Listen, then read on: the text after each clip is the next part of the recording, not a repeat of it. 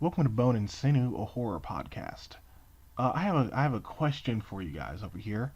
Um, how many sequels and money do you think we can make with a premise of you're locked up and the only way to get out is to eat your own butt or you die?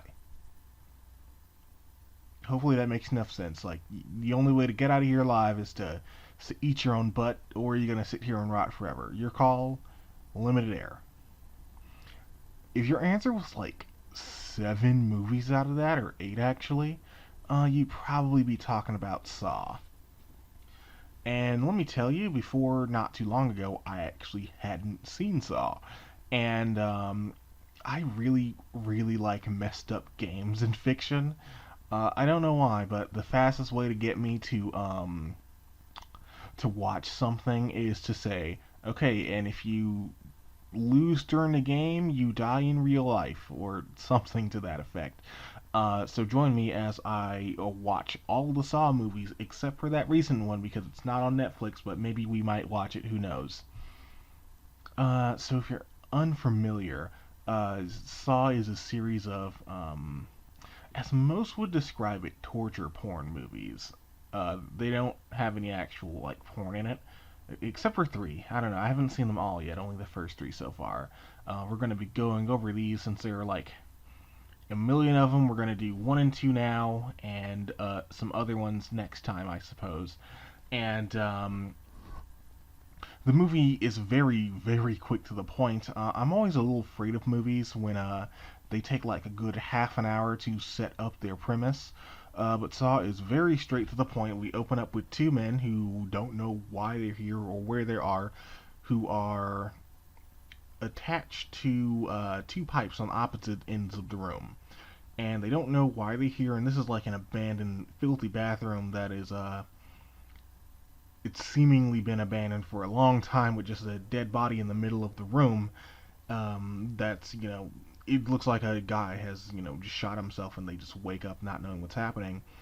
And they get instructions from a spooky mask that you probably know from pop culture. I say mask, I meant doll. Kind of reminds me of the doll from Goosebumps. I don't remember his name. I feel like I want to say it's an A name for the Goosebumps doll. I'm not 100% sure. Um, and one guy is told, "Hey, tell you what, Mac," in the form of a voice or a voice recording off of a cassette because this movie was in 2004, and I guess they didn't just have MP3s that you could just plop out at any given moment. Well, I guess they did in 2004. I think iTunes was already a thing, but not quite to the level of some jackass like me could just literally open up a computer and just go. Um, but they get these cryptic messages with secret hints as to what to do, and the hint is for one man to kill the other one. Mind you, they're both chained up on opposite sides of the room, and all sorts of all sorts of shenanigans happen. Where basically this entire movie is jumping between sort of more about the guy that locked them up here and their backstory and why they're here, and just the two men being in a room. It actually reminds me of that episode of Family Guy where Stewie and Brian were just stuck in a room, and the entire episode was just no cutaway gags or anything like that. There's just those two characters in a room, and I definitely find more and more appreciation as I get older for very minimalistic filmmaking that doesn't necessarily come off as artsy, and Saw definitely is not an artsy movie. Well, I guess to some people, like I would enjoy that kind of thing. It has all sorts of fun mechanized death traps, if you will. Um, but we'll get to those soon enough. Um, so the guys are getting all these secret, well not secret, but like very cryptic messages like X marks the spot and follow your heart, with things like X being written somewhere in the room with a with ink that glows in the dark, or X, or I'm sorry, or follow your heart being look inside of this gross nasty toilet here with a with a heart written on it in poopy. Um, which actually, now that I think about it, brings up the question. We know that the killer has set up this quote unquote game. Um, they had to have gotten the poopy in that toilet because there's a toilet in here and it definitely has poopy in it. Actually, the first thing I noticed in the movie was the first big gross out moment, because Saw is full of gross out moments. Isn't like it's not like a disembodied head. Well, I guess there's a body there, but that's normal for a movie, an action movie anyway. Uh, it's not like a bunch of organs out or like a disembodied head or something like that. It's a guy putting his hand into a toilet filled with old poopy, and I thought that was funny that that's the first place they chose to go. Turns out he actually didn't need to put his hand in the poopy, which now raises the question of since all this is sort of a set. Well, set's a strong word. Like everything in the room has been very meticulously placed. Like the killer who's called Jigsaw, because every time he sort of kills a guy, he takes a part of them to indicate that something about them was missing. Um, he sets all these traps up. Like he makes sure he knows everything that's in the room and measures all possibilities of what could happen in the room. Like Jigsaw loves to see people like suffer, basically. Um, Something that's sort of been a staple in what I was hinting at earlier. I don't think there's a part where they have to eat their own butt. So sorry to let you down there. I'm sure I got many people's hopes up. If someone told me that was the premise of Saw before I saw it, that's probably what I would think. I'm watching this movie because there's a real movie where a guy eats his own butt. Um, no, what actually happens more often than not, and this is a bit of a staple, is someone will be like chained up to like a pipe or something, and the only thing that's within arm's reach is something usually very blunt or sharp, or sometimes like a hacksaw. In this case, it is a hacksaw, and the implication is, oh no, that hacksaw isn't for cutting through those big old chains that are holding you up. It's way too thick for that. It's for your leg. Dun dun dun dun dun dun. And the movie usually does have a moment of going dun dun dun dun dun dun for that. Um, Although for this one, they save it closer to the end of the movie, where they actually say, okay, I'm that desperate, I'm just gonna give hacking my own leg off a whirl and see where that gets me. If I had to guess, about 30 feet before you just end up bleeding out unconscious, but to each his own, I suppose. Although in later movies, well, I guess we're only going to talk about one and two. As the series goes on, or at least as far as I've seen so far, characters are a little bit more savvy to this whole situation, and eventually we just get to a point to where the characters figure out within a couple of seconds, oh, dang, I gotta chop my own leg off. Well, let me get that boy off of there, lose some of this dead weight, ha ha ha, instead of, wrestling with the idea in the back of their head for the bulk of the movie, which is what happens in the first one. Um, so as the two men are sort of figuring out, what's going on here, and that they're being played like not just this is just I'm locked in a room and now what, but Jigsaw has very meticulously placed all these pieces here, and he's planning for this to act out in a very particular way. Actually, the way Jigsaw behaves reminds me a lot of Yu-Gi-Oh. And hold on, bear with me. Don't you close that yet. Um, in the original Yu-Gi-Oh, like before the anime is set, um, the Pharaoh character who jumps in and saves the day and plays card games very good behaved very similarly to Jigsaw, but playing on the good guys team. Like he would find bullies or whatever and make them play these horrible, horrible games like there's a time where they have to play ice hockey, and if you lose ice hockey, the puck itself has a bit of dynamite in it, so if you let the other guy get a point, the dynamite will explode, more than likely murdering you. Or I think a bunch of character goes blind too. Um, Probably the most notable with Yu-Gi-Oh! I think it's the most well documented is the time where a guy breaks into a fast food joint or whatever, and he tries to take a bunch of hostages, and then the Pharaoh character saves the day by challenging him to like a game where you can only use one finger, and pours him some really, really high quality booze and just says, "Whoopsies, I'm pouring this booze all over you, and I'm going to use my thumb to put this lighter on you. Ha! You can't move now. You're going to light on fire." So of course the guy ends up burning alive. But that's neither here nor there. But I guess you can really say that about any burning alive. But yeah, there's a lot of that going on in Saw. Um, where Jigsaw is sort of this genius character, I suppose. Where for the first movie you just don't see his face. That's a spoiler if you only watch like half the movie. Sorry about that. This is a spoilery podcast. I really hope that you kind of assume that going in that we're going to be talking some spoilers over here. Um,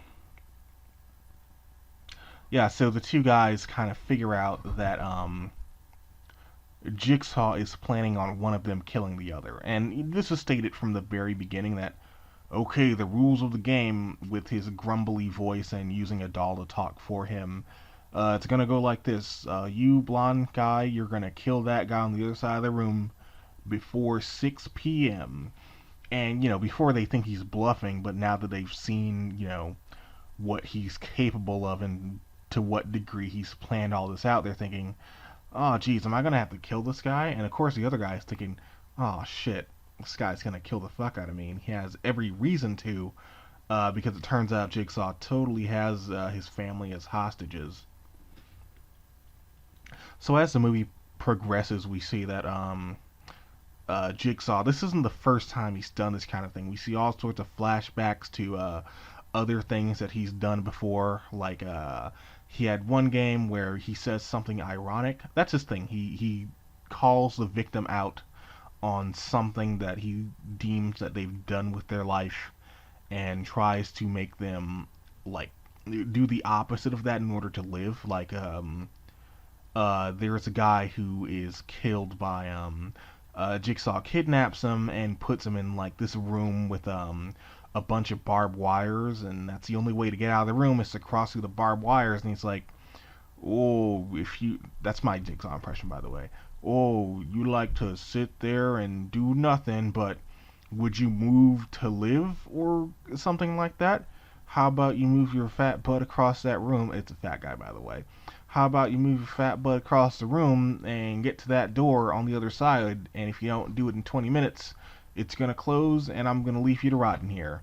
And the room is all filled with all sorts of barbed wire, and the guy's all shirtless, and maybe rubbed in salt. Well, I don't think he's rubbed in salt, but that probably would have hurt.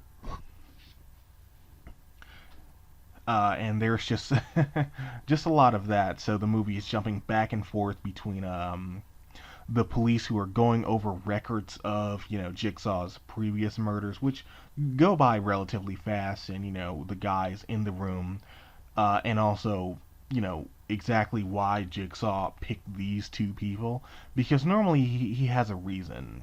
Not for the person in general, but for like why they have an ironic punishment, or at least one he deems to be ironic. Because I suppose Jigsaw's whole thing a little bit, and we're gonna talk about Saw 2, so it's okay for me to say this, is on some level in his mind, he's not a serial killer. He doesn't murder people. He puts people in situations where they can either live or die, and that's based on the choices that they make like during their secret test of character, which that's a very anime thing to do, by the way. I just want to throw that out there.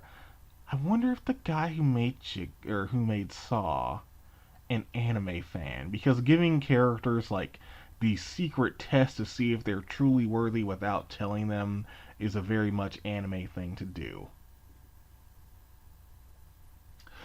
So it turns out that the guy that they thought was Jigsaw, who took them hostage, was also being manipulated by the real Jigsaw, who was saying, "Okay, here's your secret game that you're playing.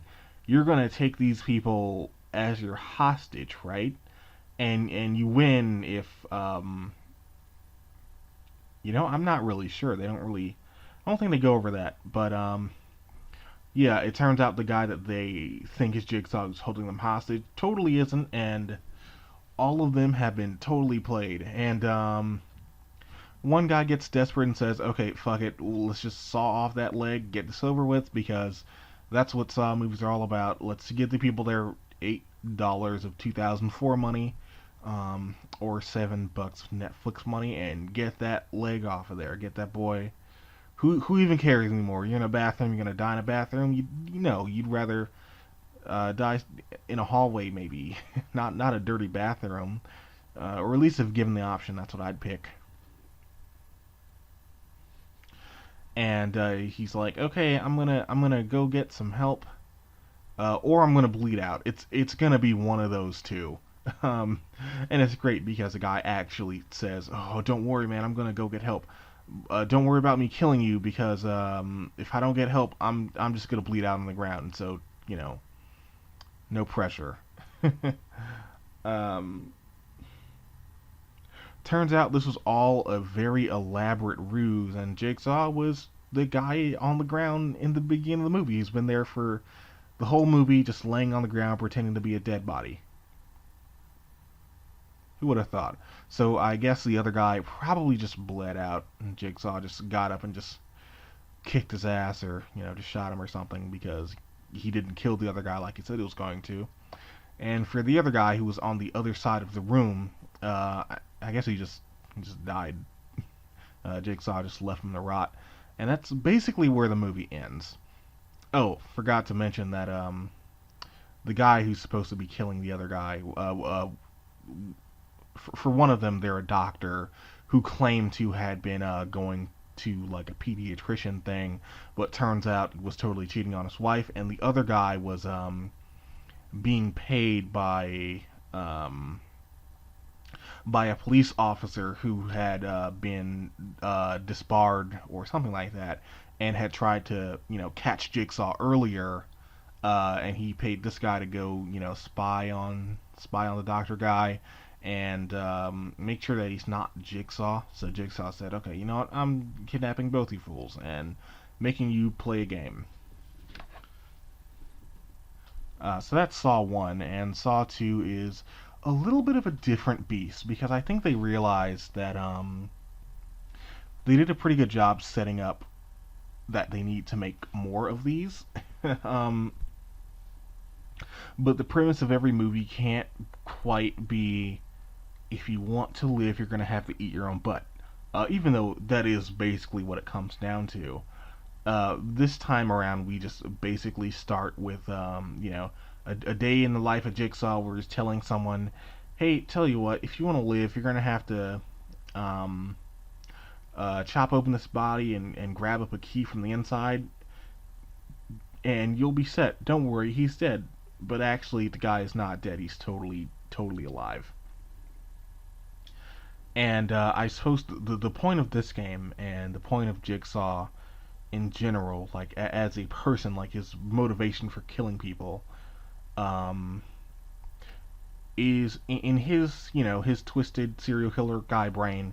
He gives them these games, if you will, because like I guess his catchphrase or whatever is something to the effect of, people are very ungrateful to be alive, but if you win, not anymore. You're totally grateful to be alive, because you know what it's like to almost die. and you had to do some pretty grisly things to keep that ticker ticking. He says all that verbatim, by the way, like word for word in his. Oh, you have to keep that ticker ticking. Uh, we're at the 20-minute mark. Oh, we only talked about Saw 1. We barely even talked about Saw 2. Um, so, yeah, like a bunch of very intelligent people, this time the cops managed to find Jigsaw, who turns out to be an aging man named John. And the catch is that they can't just, just shoot him in the head and get it over with, even though, he's done this multiple times and just seems to have infinite money for these very elaborate Rube Goldberg style death traps. Um, I don't know if they ever get into where he's getting the money from or the property for all this, or where is he getting the parts or engineering skills for this. I hear Saw 4 will get into that, and I really hope so. I love seeing these really dumb ideas follow to their logical conclusion.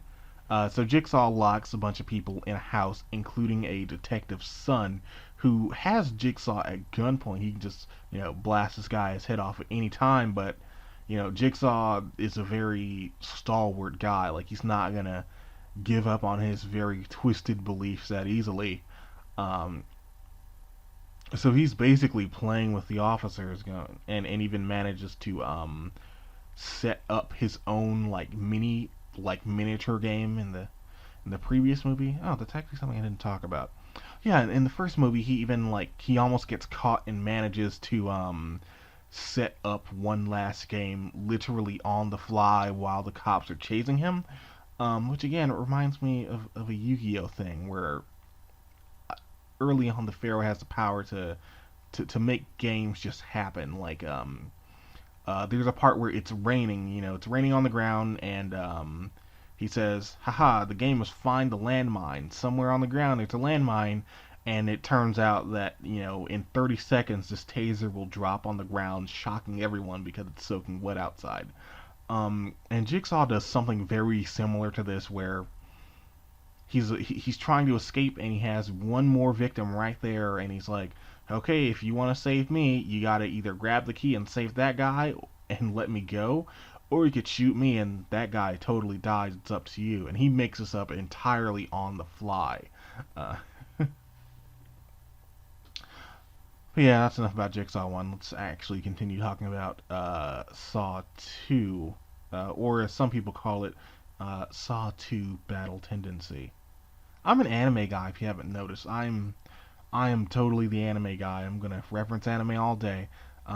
This is actually a vehicle for me to specifically not talk about anime, because I have another thing I do called Manga Macabre, uh, where I basically do a bad impression of Cecil from Welcome to Night Vale, um, but the setting is an anime club, and I figure there's a lot of scary stuff out there that I want to check out, but it's not an anime, so it doesn't fit into the criteria. So it's going here. Sorry, don't know what to tell you.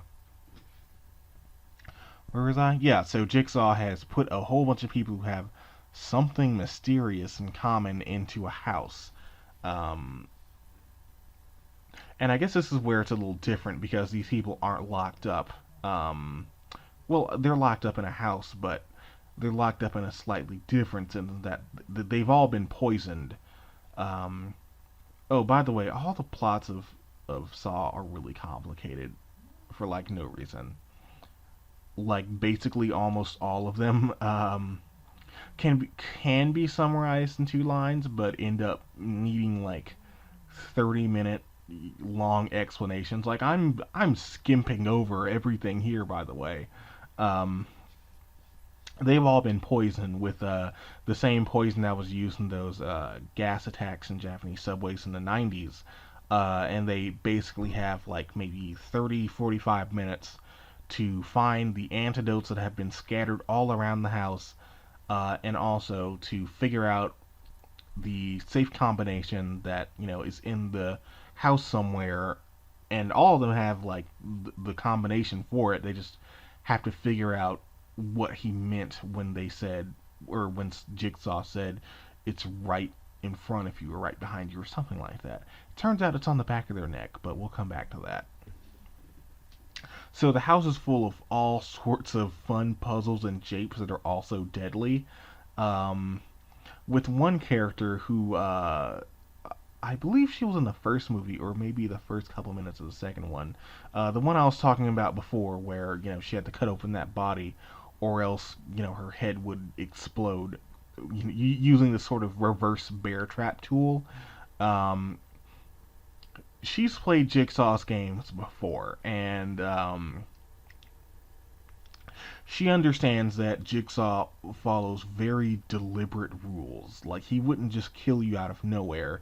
If he says something like, don't go over there, he really means don't go over there. So naturally, the first thing Jigsaw says is, hey, don't open that door. And then one guy says, okay, tell you what, that's stupid. I'm going to open that door. And there's a Rube Goldberg machine where if you open the door, he'll pull it'll pull the trigger on a gun and shoot him, and that guy's just dead now. And there's this one guy who's with him who's like this sort of machismo buff man. I'm actually not quite sure what his deal is. It turns out all these characters at some point in time have been to prison, except for the kid that's with them. The kid is the son of the detective that has Jigsaw at gunpoint, and I guess Jigsaw's whole thing this time is that him having the son is supposed to put the dad detective there through his own sort of game, and the game this time is all you have to do is sit here and talk to me, and in due time you'll find your son. And Jigsaw's basically sitting up here taunting him and giving him all sorts of reason as to why he does the thing that he doesn't, and pulling the old, what? Oh no, I didn't kill that guy. I just, I gave him the opportunity to live, and he just chose not to. Um, as stupid as that sounds, they end up sort of making this work in three, and he even it's very apparent in three that something's up when another character. Well, we'll save that because for all I know, some of you guys may say, "Oh, let me watch 3 and 4, and we'll come back to this." Um, yeah, so Jigsaw gives a whole bunch of long monologues as to why he does the things that he does, or his mentality, not the like event that caused him to think this way. Well, actually, yeah, he does because he has brain cancer, and he tried to commit suicide and somehow lived. So he figured, if I can do it, if I can now appreciate life after these harrowing events, then so can everybody. So it turns out Jigsaw's a good guy all the time, except for the part where he spends millions of dollars torturing these people and blowing guys up. Um, but outside of that, he's a great guy. I gotta wonder, for a guy like Jigsaw, what type of games does he play in his free time? Because he loves to watch the events that he sets up unfold. And he clearly does have some game maker philosophy in him.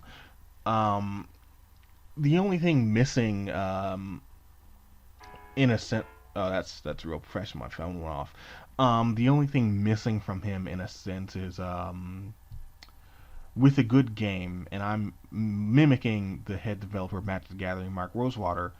A game should be fun and challenging and give players a fair chance. And in his mind, he thinks he is giving players a totally fair chance. But the defining rule of fairness is that if you mess up, you normally have another shot. And with Jigsaw sort of traps, he's putting the player in such a distressed position that they're obviously not going to be thinking clearly. Uh, so that kind of necessitates a need for another chance. Like, if I tell you, you gotta eat your own butt or you're gonna die, like, you may be trying to work out why you're here instead of how am I gonna get my head all the way over to my butt. And then you explode because I only gave you 35 seconds to eat your own butt. Or something to that effect. I gotta say of these two, two has way more set pieces and has a lot more characters to work with. And also has a pretty good twist because the reason why I even watched Saw to begin with is that the eighth movie came out after a long hiatus, and what I didn't know is that the movies have a very long and dense continuity to them.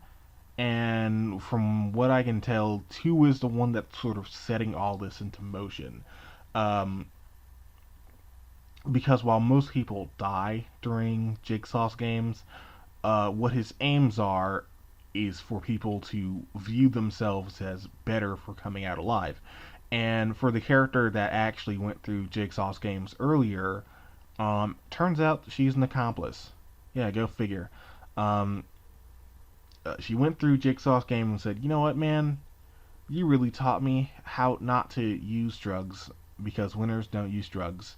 That's her whole shtick, is that Jigsaw kidnapped her because she loves her some heroin. And in her defense, heroin is pretty great. I'm joking, I wouldn't know. But I have on good authority that people tend to like it. I hear some people kill for it. But I guess it wouldn't quite be Saw without addressing the whole torture porn to it. And this is probably one of the very few movie series where I have a hard time eating um, while watching it. For a long time, I just didn't understand the idea of something being so gory that I don't want to eat during it. Um, and I think that maybe because my introduction to horror was probably with Junji Ito manga or comic books if you're uninitiated, and aesthetic stuff from that. So I guess the way that a lot of anime and manga tends to depict the human body, it's always very appealing, I suppose. Like most anime characters look nice. So, like, when it's time for the blood and guts, it's still sort of drawn with, like, it's usually drawn with realism, but the starkness with the anime character body gives it sort of a, like, an aesthetically pleasing quality to it. So, not that I think that, a real life body is aesthetically pleasing, um, but it's a lot easier to just kind of wash off me because I'm just kind of accustomed to, oh yeah, that's just an aesthetic choice. There's even actually a whole, I wouldn't say movement, but like a fashion choice around this called like Guro Kawaii, where you'll have like not just regular anime, but hyper hyped up, cutesy poo anime with like pastel and hearts and cats and all that stuff. Well, not cats, but well, maybe cats. Like think like Hello Kitty or something. I'm assuming you people don't like anime for whatever reason. Um, but also mixing that with like blood and guts and gore and stuff. So you'll have like these very graphic guts coming out of a little cartoon character. And it's like sparkles and fruit everywhere too. Um, People seem to like that. I think it's cute. I probably sound like an awful person saying that, but you have to look it up to really get what I'm talking about. Um, but yeah, Saw is a very graphic series if you haven't noticed. I wouldn't go as far as to say that it's torture porn. Um, like it definitely does enjoy torture, but um, it has a little bit more going on than that. Um, it seems to be very interested in examining what makes characters tick and trying to establish that people have different points of view on things and that people are sort of multifaceted. I guess that would probably be the main aspect of Saw, like the main thematic focus is that people are sort of multifaceted. Um, like during the second installment, they do a really well, not a good job, but they try really hard to make you understand why Jigsaw does the things that he does, and this plot thread is continued into the third one, but we'll talk about that next time. Um, I say a lot. I really gotta stop doing that. I hope this just comes out okay without just a solid 35 minutes of and that's all, everybody. Uh, yeah, so Jigsaw sort of loves to give all these characters fun different tests and japes and stuff, and that's kind of what Saw is about, pretty much. Um, I've already seen three, but let's pretend like I haven't for a minute. There are like eight of these. There are five more movies of this. Uh, so I'm gonna call it here. Hopefully this was a okay first episode. And next time we're going to do Saws 3 and 4. And oh wait, no, we're not ending yet. Stop. No, stop that. So sorry. Jigsaw has a sort of apprentice character, as mentioned before, who is kind of playing the sleeper agent throughout the second movie. Just kind of stringing the group along, trying to explain to them that you know if you just do what he says, you'll come out fine, even though it's gonna hurt. Like, you all have a chance to live. It's not as merciful as it sounds, but more so understanding that there are rules to these quote unquote games that he plays. And as implied by the second movie's ending, um, the good guys totally fucking lose, by the way. They lose in the first movie, they lose in the second movie, and it looks like there's a new Jigsaw on the scene. Who's this girl? Because the movies love to tell their story in not a entirely chronological way. And I really, really like the idea of legacy characters, like, who pass down titles and stuff, that aren't necessarily superheroes. Like, because superheroes have that all the time. Um, where there have been like 100 million different Robins and like many Captain Americas and many versions of the Flash. Um, but I kind of like it when it's not a superhero thing, because you can just have them in a linear context and not worry about them crossing over very much or people liking one more than another one. That's why I really dig things like JoJo's Bizarre Adventure, where every character is a JoJo. Like, every generation has their own character who just happens to have JoJo, or like Doctor Who, where each Doctor kind of passes down the torch to a new one. Well, I guess with Doctor Who, it's the same person, but in terms of story structure, the Doctor sort of passing the torch on to a new actor with effectively a new body, a new personality, who's basically a different person who's done all the same stuff as before. Like imagine if you just came out as a fully formed person with many years of history, but none of that is something that you personally have done, if that makes any sense. And I enjoyed that aspect with Jigsaw. So here's hoping that Jigsaw has a long legacy of characters that explore what Jigsaw is about in interesting ways that we will almost certainly check out more with Saw 3 and 4 next time. That will probably be next week. So, if you enjoyed this, give this a good old thumbs up, or like, or do whatever you do when, you know, just do what you do. Give it a like, give it a thumbs up, give it a favorite, give it a nice comment, tell me nice things about it. You may be thinking, I hated this. This is awful.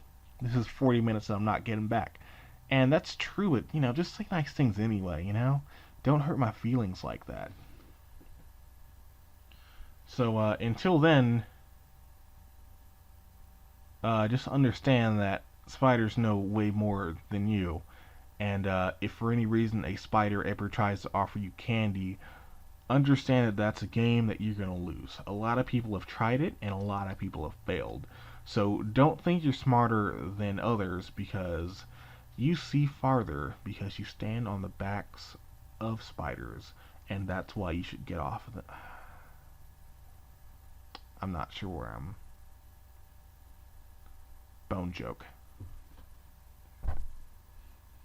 Like that. So until then, just understand that spiders know way more than you. And if for any reason a spider ever tries to offer you candy, understand that that's a game that you're going to lose. A lot of people have tried it, and a lot of people have failed. So don't think you're smarter than others because you see farther because you stand on the backs of spiders, and that's why you should get off of them. I'm not sure where I'm. Bone joke.